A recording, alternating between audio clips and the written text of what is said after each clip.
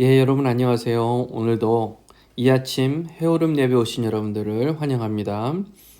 먼저 기도하겠습니다. 사랑이 많으신 하나님, 거룩하신 하나님, 지혜가 크셔서 그 크신 지혜와 능력으로 말미암아 죄악된 인류를 구원하시고 하나님의 자녀 삼아 주시기 위하여 예수님께서 이 땅에 오셔서 하나님의 아들께서 십자가에 못 박혀 죽으시고 부활하신 은혜에 감사합니다. 주님, 너무나 크신 하나님의 그 사랑과 하나님께서 하신 일을 찬양하며 주께 영광 올려드립니다. 우리가 다시 오늘 말씀을 통해 하나님, 예수님께서 그 일을 행하시는 그 마음, 그 심정을 우리가 깊이 공감하며 느끼는 시간 되게 해 주시옵소서. 예수님의 이름으로 기도합니다. 아멘. 마가복음 9장 30절에서 37절까지 말씀 같이 보겠습니다. 그것을 떠나 갈릴리 가운데로 지날새 예수께서 아무에게도 알리고자 아니하시니 이는 제자들을 가르치시며 또 인자가 사람들의 손에 넘겨져 죽임을 당하고 죽은 지 3일 만에 살아나리라는 것을 말씀하셨기 때문이더라. 그러나 제자들이 이 말씀을 깨닫지 못하고 묻기도 두려워하더라. 가버나움에 이르러 집에 계실새 제자들에게 물으시되 너희가 길에서 서로 토론한 것이 무엇이냐 하시되 그들이 잠잠하니 이는 길에서 서로 누가 크냐 하고 쟁론하였습니다. 예수께서 앉으사 12 제자를 불러서 이르시되 누구든지 첫째가 되고자 하면 뭇 사람의 끝이 되며 뭇 사람의 섬기는 자가 되어야 하리라 하시고 어린아이 하나를 데려다가 그들 가운데 세우시고 안으시며 제자들에게 이르시되 누구든지 내 이름으로 이런 어린아이 하나를 영접하면 곧 나를 영접하며 누군지 나를 영접하면 나를 영접함이 아니요 나를 보내신 이를 영접함이니라. 아멘. 아멘. 자, 우리가 이제 어떤 정말 원하고 좋아하는 일을 할 때가 있어요. 정말 좋아하고 원하는 일을 할 때가 있습니다.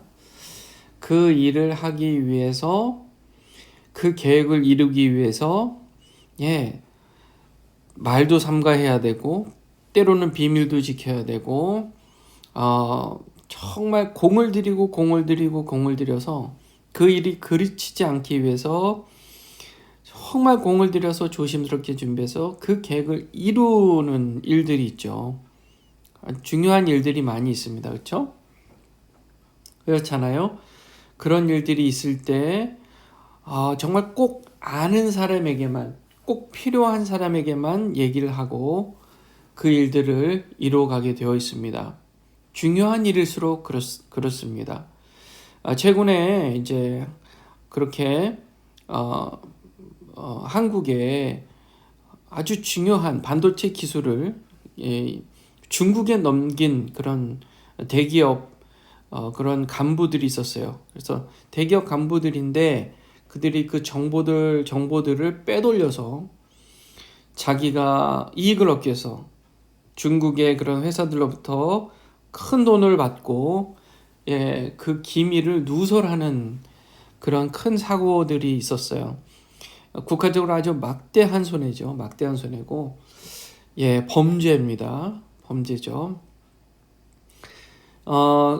그것은 큰 배신이고요. 본인한테도 배신이고 자기가 일했던 회사에게도 배신이고 자기가 아는 모든 사람들, 가족뿐만이 아니라 친구들에게도 배신이고 국가적으로도 조국을 배신한 것이고 참으로 악한 일입니다.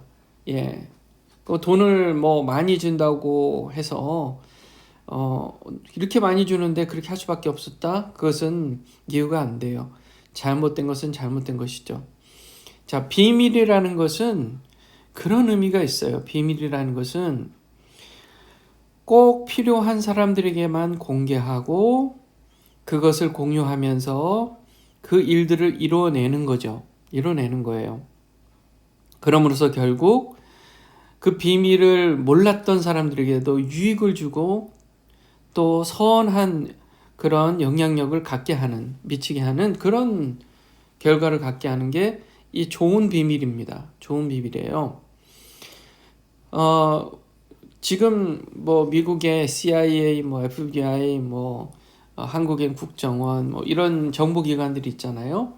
이 정보기관에 일하는 사람들이 그들만의 지금 비밀을 가지고 국가를 위해서 일을 한단 말이에요.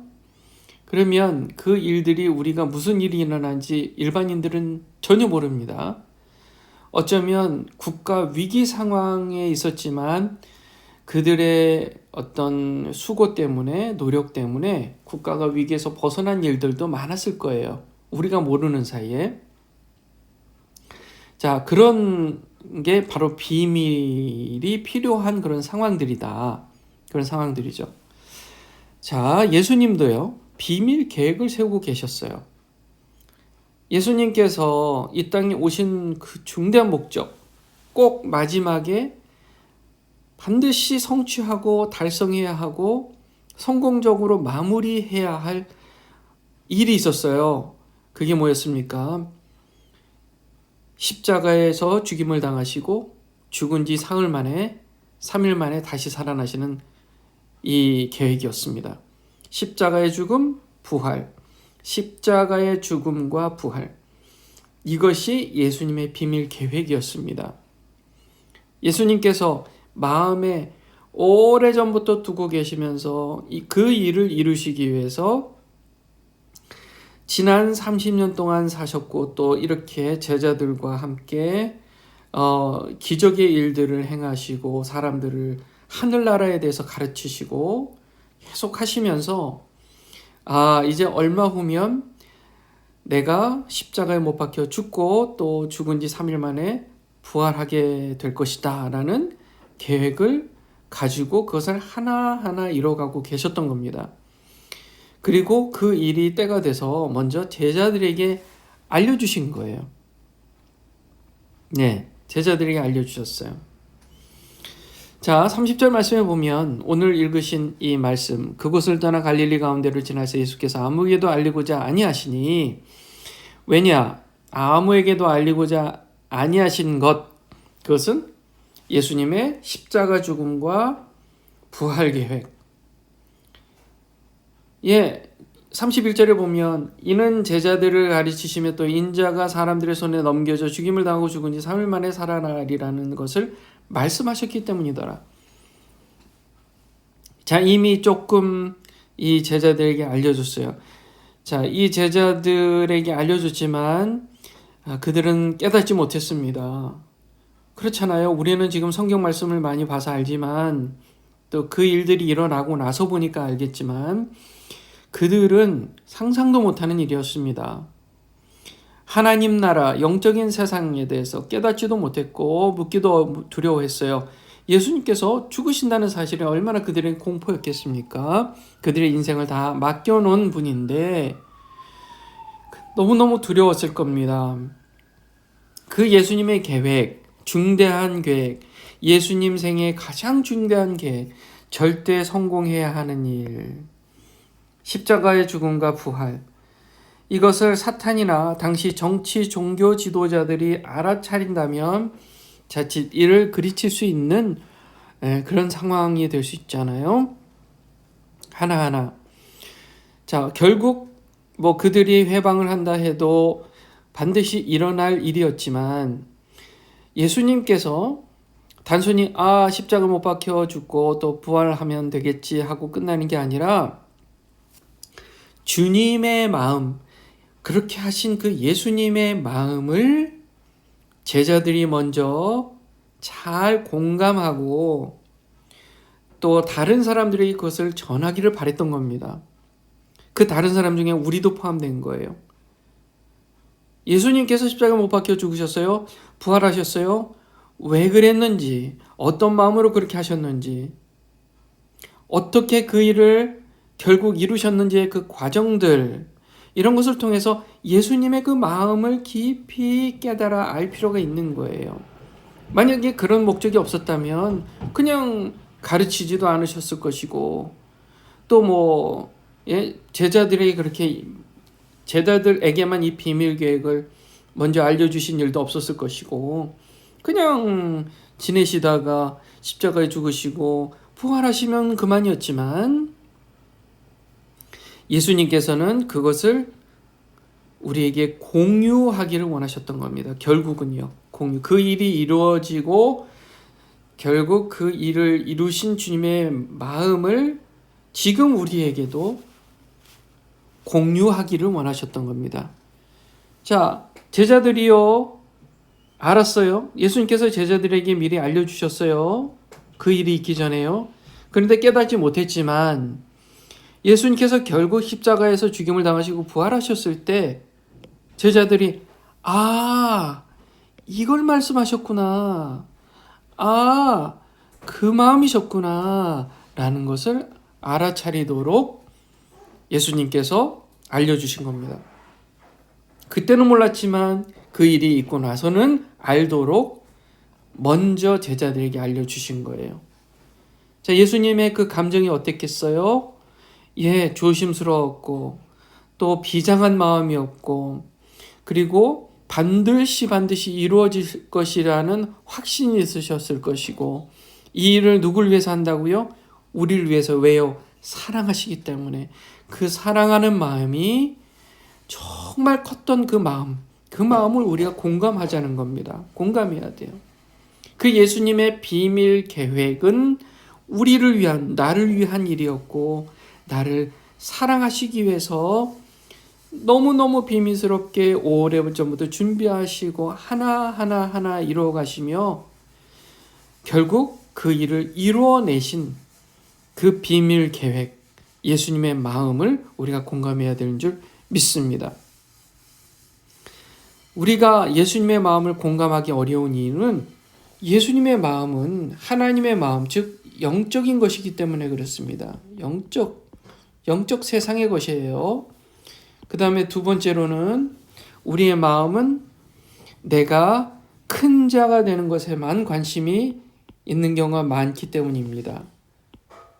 자, 우리가 예수님을 공감하지 못하는 이유, 공감을 못하는 이유는 뭐라고요? 첫째, 영적인 것이기 때문에. 둘째, 큰 자가 되기 위해서 내 마음이 거기에 뺏겨 있기 때문입니다. 제자들이 그랬어요. 제자들은 이런 상황에서 얼마 후에 예수님은 십자가를 못 박혀 죽으시고 그 고난을 당하시고 부활하셔야 되는 그 너무 중대한 일을 앞두고 계셨지만 이들은 한심하게도 누가 크냐 거기에만 관심이 있고 그것 때문에 말싸움을 하고 있었던 겁니다. 예수님께서 물으세요.